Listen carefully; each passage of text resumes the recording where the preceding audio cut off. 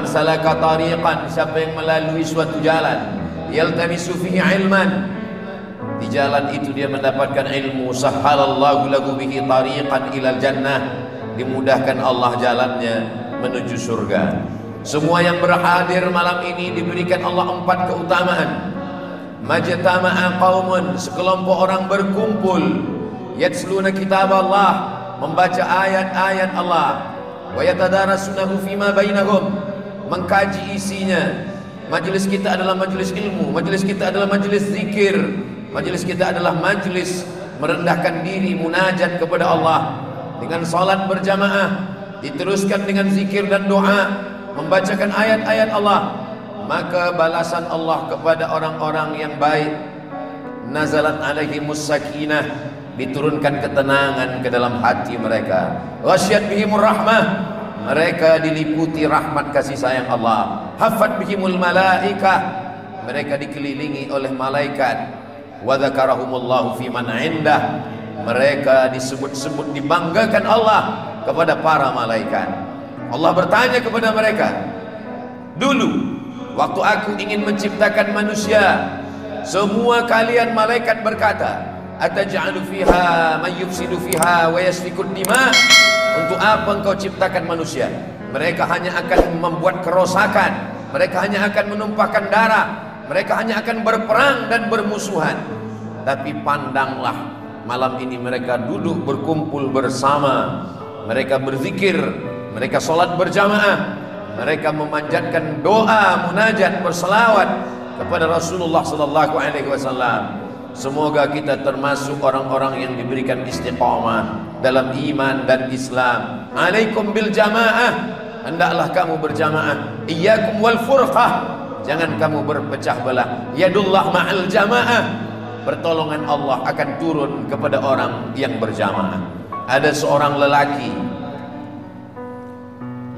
ini berperang dengan persenjataan yang biasa-biasa saja. Yang dia lawan adalah seorang jenderal dari Italia, namanya Mussolini. Mussolini berperang dengan peralatan perang yang canggih. Dia menjajah Libya. Lalu kemudian dia ingin menangkap lelaki ini. Sebelum digantung, Mussolini ingin bertanya, mengapa lelaki ini berani melawan tentara Italia yang begitu hebat. Lalu kemudian setelah lelaki itu ditangkap, dibawa, sebelum digantung, dihadapkan kepada Mussolini. Jenderal Mussolini bertanya, wahai Omar Mokhtar, lelaki itu bernama Omar Mokhtar, apa yang membuat engkau melawan kami tiada henti? Kami menggunakan kereta besi, engkau hanya menunggang kuda. Kami dengan peralatan yang canggih, yang hebat, engkau hanya menggunakan senjata biasa saja. Kenapa engkau tidak berhenti melawan kami? Umar Mokhtar tersenyum. Allah yang menyuruh kami melawan penjajahan. Kami hanya disuruh berusaha. Adapun hasilnya, natijahnya, itu urusan Allah subhanahu wa ta'ala. Terkejut Mussolini. Ternyata yang membuat manusia, yang membuat seorang muslim punya kekuatan yang dahsyat, yang luar biasa, bukan pada senjatanya, bukan pada keretanya, bukan pada kendaraannya, tapi pada semangatnya. Semangat itu datang dari dalam. Semangat itu adalah akidah, akidah yang benar, yang datang dari Allah melalui Rasulullah sallallahu alaihi wasallam. Ish kariman, hidup mulia, au mut syahidan, kalau mati, mati sebagai seorang syahid. Bagi pejuang tiada makna kalau hidup dalam tertindas, diinjak-injak, dipijak di bawah tapak kaki kekuasaan orang kafir. Maka mereka melawan. Islam datang mengeluarkan manusia min ibadatil ibad ila ibadati rabbil ibad, dari hamba sahaya, daripada budak menjadi hamba Allah, dari Abdul Ka'bah menjadi Abdullah, dari Abdus Syams menjadi Abdul Rahman. Manusia yang mulia adalah menghambakan dirinya kepada Allah subhanahu wa ta'ala. Ala inna awliya Allah, ketahuilah wali-wali Allah, la khaufun alaihim, tiada rasa takut dalam hati mereka, walahum yahzanun. Maka tiada sedih, takutnya sudah habis untuk Allah, sedihnya sudah dia tumpahkan kepada Allah. Besar pasukan Mussolini, lebih besar lagi Allahu Akbar. Besar senjata musuh, lebih besar lagi kekuasaan Allah. Semuanya dia sudah serahkan pada Allah. Dalam sembah sujudnya dia berkata, dalam tegaknya dia katakan, dia azamkan dalam lubuk hati yang paling kuat, dari hati naik ke kepala, dari otaknya ke mata, ke telinga, ke tangan, ke kaki. Inna salati, sembahyangku, wa nusuki, ibadahku, wa mahyaya, hidupku, wa mamati, matiku, sudah kuserahkan kepada Allah Subhanahu wa ta'ala. Apakah manusia yang ada di Libya saja yang berbuat seperti itu? Semua orang yang sudah menyerahkan dirinya kepada Allah, ketika dia berkata asyhadu an la ilaha illallah, maka saat itu dia berkata la ma'buda bihaqqin illallah, tidak ada satu yang disembah, tidak ada satu yang diyakini memberikan kekuatan, pertolongan, hanya Allah semata. Manusia tiada daya, manusia tiada upaya. Dia mengatakan la haula wala quwwata illa billah. Mereka yang memberikan nyawanya, hartanya untuk sesuatu yang belum nampak. Nyawa nampak di pelupuk mata, harta nampak, darah tertumpah, nyawa melayang.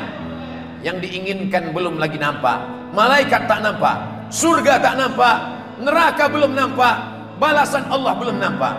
Apa yang membuat mereka kuat? Yang membuat kuat itu adalah akidah. Akidah diambil dari kata akad. Seorang ayah menikahkan anaknya, maka seorang lelaki ada ijab, ada qabul, disebut dengan akad. Seorang penjual menjual barang dagangannya, seorang penjual dengan pembeli, maka disebut dengan akad. Akdul baik, akad jual beli. Akdun nikah, akad pernikahan. Tapi akidah adalah simpul tali, simpul mati yang tidak pernah terbuka. Simpul tali bukan seperti simpul tali kasut, terasa sempit dilonggarkan, terasa longgar disempitkan. Simpul kita kepada Allah adalah tali yang kuat antara kita dengan Allah Subhanahu wa ta'ala. Ketika datang seorang lelaki meminta pesan kepada Nabi sallallahu alaihi wasallam, "Ausini, berikan aku pesan ya Rasulullah." Apa kata Nabi sallallahu alaihi wasallam?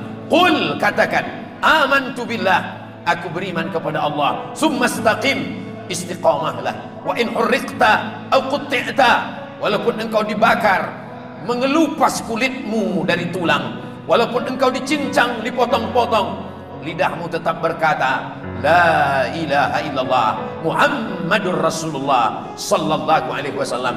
Selepas tahlil kita selalu mengucapkan kalimatul haq, kalimat yang hak. Alaiha nahya, dengan itu kita hidup. Wa alaiha namut, dengan itu kita mati. Wa biha nub'atsu, dengan itu juga kita nanti akan dibangkitkan di padang mahsyar. Dengan itu juga kita nanti akan dimasukkan ke dalam surga bersama Rasulullah sallallahu alaihi wasallam. Begitulah keyakinan yang ditanamkan dalam setiap hati orang yang beriman. Seorang yang dimasukkan ke dalam penjara, diputuskan hubungan dengan ahli keluarga, mestinya dia bersedih, mestinya dia bersusah hati. Tapi apa yang dia lakukan dalam penjara? Dia menulis tafsir. Tafsir kata-katanya begitu indah, seakan-akan dia menulis di tepi pantai, angin bertiup di bawah pohon kelapa dengan pemandangan yang indah. Tapi ternyata tulisannya itu sampai keluar penjara, dibaca oleh Presiden Irak. Presiden Irak yang suka kepada sastra membaca tafsir itu, terkagum, tertegun. Mengapa kalimat ini indah? Siapa yang menulisnya? Di mana dia menulis? Apakah dia sedang jatuh cinta? Apakah dia sedang berada di tempat yang indah? Ternyata yang menulisnya itu sedang berada di dalam tempat yang gelap, di bawah tanah. Dia tidak boleh dapat melihat, hanya cahaya-cahaya sedikit dari lubang tanah dia gunakan untuk menulis. Semua bertumpu kepada akal, hafazannya, pikirannya. Apa kata dia di muqaddimah tafsir?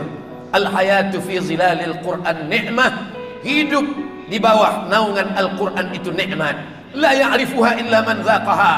Tidak ada yang dapat merasakannya kecuali orang yang pernah merasakan, menikmatinya. Tidak ada yang boleh mengetahuinya, tidak ada yang tahu dan memahaminya kecuali orang yang pernah merasakan manisnya. Maka kemudian dia bertanya, di mana orang ini berada? Dia sedang teraniaya. Maka saat itu juga Presiden Irak menelpon Presiden Mesir Gamal Abdel Nasir. Saya mendengar ini orang berada dalam penjara. Apa salahnya? Dia salah, dia melawan, dia mesti dihukum mati. Bolehkah dia diberikan hukuman yang ringan? Janganlah dia dihukum gantung.